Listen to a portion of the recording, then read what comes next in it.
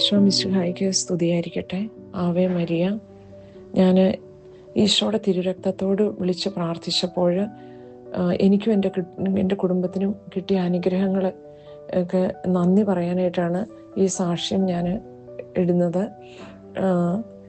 ഞങ്ങൾ വിദേശത്താണ് താമസിക്കുന്നത്. ഏകദേശം ഒരു 9 വർഷം മുമ്പ് നടന്ന സംഭവമാണ് ഞാൻ ആദ്യമായിട്ട് പറയുന്നത്. ഞങ്ങൾ ഒരു ഞായറാഴ്ച രാത്രി 8 മണിയുടെ വിശുദ്ധ കുർബാന കഴിഞ്ഞിട്ട് ഞങ്ങൾക്കൊരു കടയിൽ കയറണമായിരുന്നു. അപ്പോൾ ഹൈവേയിൽ നിന്ന് മാറി ഒരു അകത്തുള്ളൊരു വഴി കൂടെ ആയിരുന്നു പോകേണ്ടിരുന്നത്. അവിടെ അതൊരു വിജനമായിരുന്നു. കാരണം അത്രയും രാത്രിയായതുകൊണ്ട് ആദ്യം ആൾക്കാർ തന്നെ ഇല്ലായിരുന്നു. അവിടെയൊന്നും വണ്ടികളും ഇല്ലായിരുന്നു. അപ്പം ആദ്യം ലൈറ്റും ആ സമയത്ത് അവിടെ ഇല്ലായിരുന്നു. ഞങ്ങൾ പോകുന്ന വഴിയിൽ 3 പട്ടികൾ, അതായത് അത്രയും സൈസുള്ള പട്ടികളും ഞാൻ അതിന് മുമ്പ് കണ്ടിട്ടില്ല, അതിന് ശേഷവും ഞാൻ കണ്ടിട്ടില്ല. ഇതിന് ഭയങ്കര ഒരു പേടിപ്പെടുത്തുന്ന രീതിയിൽ ഞങ്ങളുടെ വണ്ടിയുടെ പുറകെ പാഞ്ഞു വരാൻ തുടങ്ങി. എൻ്റെ മുഖത്തോട്ടൊക്കെ നോക്കുമ്പോൾ ഒരു പൈശാചികത നമുക്ക് തോന്നുമായിരുന്നു. ഇങ്ങനെ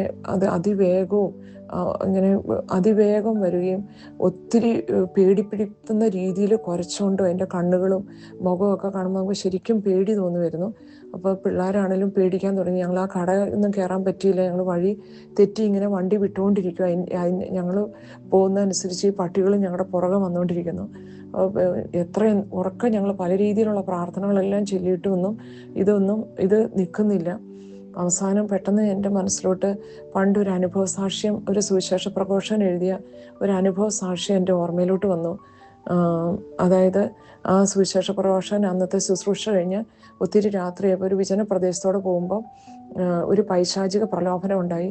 അപ്പോൾ ആ റോഡിൽ തന്നെ അയാൾ മുട്ടുകുത്തിന്ന് ഈശോയുടെ തിരുരക്തമേ എന്നെ രക്ഷിക്കണമെന്ന് വിളിച്ച് പ്രാർത്ഥിച്ചപ്പോൾ പെട്ടെന്ന് ആ പ്രലോഭനം അപ്രത്യക്ഷമായതും ആ ഉപദ്രവം മാറിപ്പോയതും വ്യക്തി ഇങ്ങനെ സാക്ഷി എഴുതിയത് എൻ്റെ ഓർമ്മയിലോട്ട് വന്നു.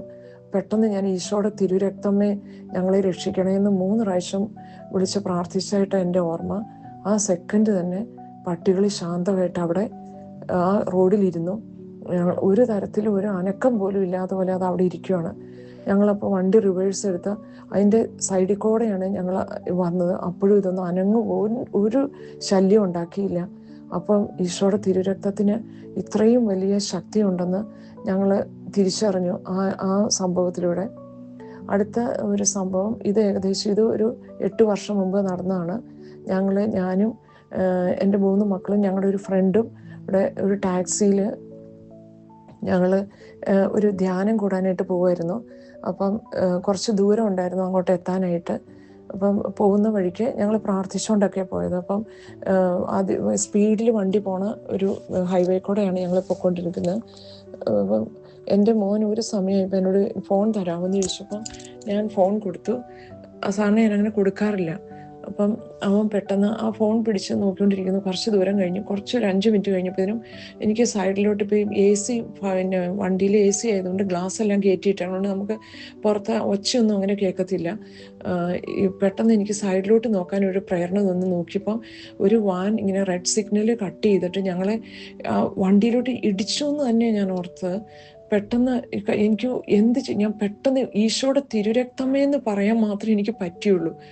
കണ്ണടച്ചിട്ട് ഞാൻ എൻ്റെ കൈ കൊണ്ട് എൻ്റെ മുഖം പൊത്തിയിട്ട് ഞാനിങ്ങനെ, കാരണം ഇടിച്ചു എന്ന് തന്നെ ഞാൻ ഓർത്തത്. ഈശോയുടെ തിരുരക്തമേ എന്ന് വിളിക്കൂ. ഞാൻ കണ്ണ് തുറന്ന് നോക്കുമ്പോൾ ഞങ്ങളുടെ വണ്ടി ഈ പകുതി റോഡിലോട്ട്, അതായത് റോഡിലോട്ടായിട്ട് കിടക്കുന്നു. ആ ഡ്രൈവർ പെട്ടെന്ന് ഇറങ്ങി നോക്കിക്കഴിഞ്ഞപ്പം ഈ വാൻ പോകുന്നത് ഞങ്ങൾ കണ്ടായിരുന്നു. ഡ്രൈവർ ഇറങ്ങി നോക്കിക്കഴിഞ്ഞപ്പോൾ വണ്ടിക്ക് ഒരു പോറൽ പോലും ഇല്ല. അങ്ങനെ ഞങ്ങൾ ഒത്തിരി പേടിച്ചു പോയി. അങ്ങനെ പക്ഷെ ഞങ്ങൾക്കൊന്നും പറ്റിയില്ല. ഞങ്ങൾ ധ്യാനത്തിന് ചെന്നു. ധ്യാനം കഴിഞ്ഞപ്പോൾ ഒരു അച്ഛൻ എല്ലാവർക്കും വേണ്ടി പ്രാർത്ഥിച്ചു കൊടുത്തു. എൻ്റെയും തലയൊക്കെ വെച്ച് പ്രാർത്ഥിച്ചു പറഞ്ഞു, എത്രയോ അപകടങ്ങളിൽ നിന്ന് ദൈവം നിന്റെ പ്രാർത്ഥന കൊണ്ട് രക്ഷിച്ചത്. അത്രയും മാത്രം ഇങ്ങനെ അച്ഛൻ പറഞ്ഞു. അച്ഛൻ എന്തോ കണ്ട് ഇങ്ങനെ അതിശയത്തോടു കൂടിയാണ് പറഞ്ഞത്. അത് കഴിഞ്ഞ് പല വരങ്ങൾ ഉപയോഗിച്ചുള്ള കൗൺസിലിംഗ് നടത്തുന്ന സമയത്ത് എന്നോടും എൻ്റെ കുടുംബത്തോടും ഇങ്ങനെ പറഞ്ഞു, അന്ന് മരിച്ചു പോകേണ്ടതായിരുന്നു, ദൈവം രക്ഷിച്ചതെന്നിങ്ങനെ അത് പറഞ്ഞതും ഞാൻ പറഞ്ഞിട്ടുമുണ്ട്. അപ്പം എല്ലാ മഹത്വവും നന്ദിയും ദൈവത്തിന്. മൂന്നാമതായിട്ട് ഞങ്ങളുടെ വീട്ടിലൊരു ഫങ്ഷൻ നടക്കുമായിരുന്നു. അത് ഏകദേശം 1 വർഷം മുമ്പാണ്. അപ്പോൾ 35 പേരോളം വിളിച്ചിട്ടുണ്ടായിരുന്നു. അപ്പോൾ ഞങ്ങളുടെ ഈ ഗ്യാസ് സ്റ്റവിൽ 4 ബർണർ, അതിൽ ഏറ്റവും വലിയ ബർണർ കുറേ വർഷങ്ങളായിട്ട് കേടായിരുന്നു. അപ്പം ഞാനത് എങ്ങനെയെങ്കിലുമൊക്കെ മാനേജ് ചെയ്ത് പോവുമായിരുന്നു. അപ്പോൾ ഈ സമയത്ത് ഞങ്ങൾ കുറേ ഫുഡ് വീട്ടിൽ തന്നെ ഉണ്ടാക്കാനായിട്ടായിരുന്നു ഉദ്ദേശിച്ചിരുന്നത്. അപ്പം തലേദിവസം നോക്കിക്കഴിഞ്ഞപ്പോൾ പലയിടത്തും ലോക്കൽ കടകളിലൊക്കെ ചോദിച്ചു കഴിഞ്ഞപ്പോൾ അവിടെ ആരും നന്നാക്കാനായിട്ട് ആരെയും കിട്ടിയില്ല. നേരത്തെ അന്വേഷിച്ചുകൊണ്ടിരുന്ന സമയത്ത് ഇതിന് ഒത്തിരി പണിയുണ്ട്, ഇതിൻ്റെ സ്പെയർ പാർട്സ് കിട്ടാനായിട്ട് പാടാന്നൊക്കെ പറഞ്ഞുകൊണ്ടാണ് ഇങ്ങനെ നീട്ടി വെച്ചുകൊണ്ടിരുന്നത്. അങ്ങനെ പക്ഷേ ഇത് കുക്ക് ചെയ്ത് തുടങ്ങി കഴിഞ്ഞപ്പോഴത്തേനും എൻ്റെ കൂടെ ഒരു വിജാതിയായിട്ടുള്ളൊരു സ്ത്രീയായിരുന്നു സഹായിച്ചുകൊണ്ടിരുന്നത്.